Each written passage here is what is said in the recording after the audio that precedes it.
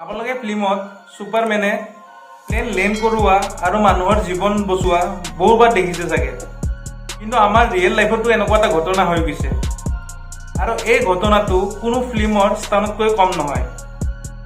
এই ঘটনাটো হ'ল 2014 চনৰ, যেতিয়া পেছেঞ্জাৰ প্লেন এটা লাহে লাহে লেণ্ড কৰিব ধৰিলে, তেতিয়া পাইলটে লাহে লাহে টায়াৰবোৰ খুলি দিছিল আৰু পাইলটে দেখিলে যে আগৰ ফালৰ টায়াৰটো খোলা যোৱা নাই। যদি এনেকুৱা চিটুৱেশ্যনত প্লেনটো লেণ্ড কৰালে হয়, তেনেহ'লে 100% চিয়'ৰ প্লেনটোৰ লগত কিবা নহয় কিবা দুৰ্ঘটনা ঘটিলে হয়। তেতিয়া এণ্ট্ৰি হয় আমাৰ superhero with pick up. সি এটা জীপ লৈ আহে আৰু প্লেনখন লেণ্ড কৰাই জীপখনৰ পিছপিনে, আৰু সেনেকেই প্লেনটোৰ গতিত গৈ লাহে লাহে প্লেনখন ৰখি যায়। এই ঘটনাটো কোনো ফিল্মৰ স্থানতকৈ কম নহয়। যিয়ে নহওক, সেয়া নিজৰ সাহসৰ কাৰণে বহু মানুহৰ জীৱন বাচিছিল। আপোনাৰ এই ইনফৰ্মেটিভ ভিডিঅ'টো চাই কেনেকুৱা লাগিল মোক জনাব। ভাল লাগিলে মোৰ চেনেলটো ছাবস্ক্ৰাইব কৰিব। ধন্যবাদ। জয় অসম।